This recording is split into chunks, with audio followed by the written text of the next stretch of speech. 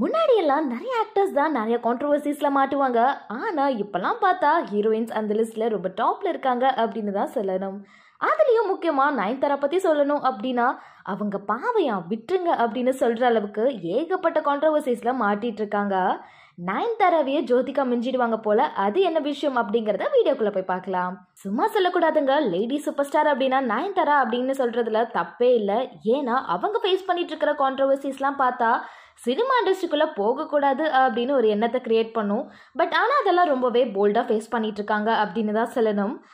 பல வருஷமாகவே நயன்தாராவை ட்ரால் பண்ணுறது, நயன்தாரா நிறைய கான்ட்ரவர்சியில் மாற்றுறது, அதில் சில விஷயம் உண்மை சில விஷயம் போய், love failure, marriage life, Dhanush கூட பிரச்சனை அப்படின்னு சொல்லிட்டே போகலாம். சரி, இப்போ எதுக்கு நயன்தாராவை பற்றி சொல்கிற அப்படின்னு நீங்கள் யோசிக்கிறீங்களா?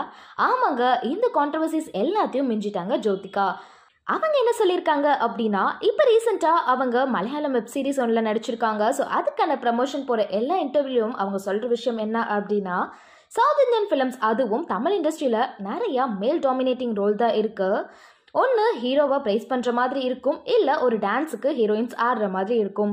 30-40 வயசானதுக்கப்புறம் எனக்கு கிரே ஷேட், அதாவது நெகட்டிவ் ரோல்ஸ் இருக்கிற மாதிரியான ரோல்ஸ் வரதே இல்லை. அதனால தான் மலையாள மூவிஸில் நான் கமிட் ஆனேன். ஏன்னா அங்கே தான் அது கிடைக்குது அப்படின்னு ஸ்டேட்மெண்ட் கொடுத்துருப்பாங்க. இருந்தாலும் ஜோதிகாவுக்கு நிறைய படத்தில் ரொம்பவே இம்பார்ட்டண்ட்டான ரோல்ஸ் அதிகமாக இருந்திருக்கு அப்படிங்கிறத அவங்க யோசிச்சு கண்டிப்பாக பேசியிருந்திருக்கலாம். இதில் ஜோதிகா மக்களோட மைண்ட் செட் பற்றியும் பேசியிருக்காங்க. என்ன அப்படின்னா, நிறைய படம் பண்ணியிருக்கேன், ஆனால் அதுக்கு நெகட்டிவ் ரிவ்யூஸும் பண்ணியிருக்காங்க. அண்ட் சூர்யா இப்போ ரீசெண்டாக நடித்த படம் ரொம்பவே நல்லாயிருக்கும், நிறைய எஃபர்ட் போட்டிருக்காரு. மேபி ஒரு சில பாட்டு நல்லா இல்லாமல் இருந்திருக்கலாம், ஆனால் அதுக்காக ஃபுல் படத்தோட எஃபர்ட்ஸையே ஸ்பாயில் பண்ணுற மாதிரி பேட் ரிவ்யூஸ் கொடுத்துருக்காங்க அப்படின்னு சொல்லியிருந்தாங்க. ஸோ இந்த மாதிரி விஷயமெல்லாம் ஜோதிகா பேசுறது தப்பு அப்படின்னு சொல்ல வரல. மேபி அவங்க சொல்றதுல சில உண்மைகள் இருக்க தான் செய்து.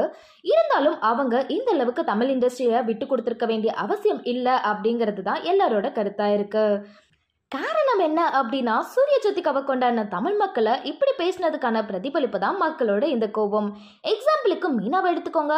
அவங்க ஹிந்தி இண்டஸ்ட்ரியில் ஒரு அவார்ட் ஃபங்க்ஷனுக்கு கூப்பிட்டுருப்பாங்க. அப்போ மீனாவை ஹிந்தி பேசுங்க அப்படின்னு சொன்னதுக்கு மீனா என்ன சொல்லியிருப்பாங்க அப்படின்னா, அப்புறம் எதுக்கு என்ன இந்த ஃபங்க்ஷனுக்கு கூப்பிட்டீங்க அப்படின்னு கேட்டிருப்பாங்க. South Indian is rocking and I am proud to be a south Indian actress அப்படின்னு கெத்தா சொல்லியிருப்பாங்க. இதுக்கு தான் தமிழ் இண்டஸ்ட்ரியா இருந்ததுன்னா தமிழ்நாட்டு பொண்ணுங்களை ஹீரோயினா போடுங்க.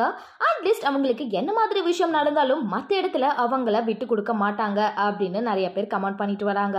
ஸோ இதை பத்தி என்ன நினைக்கிறீங்க அப்படிங்கிறத மறக்காம கமெண்ட் செக்ஷன்ல கமெண்ட் பண்ணுங்க.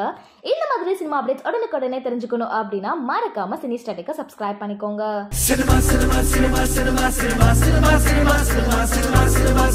Cinema.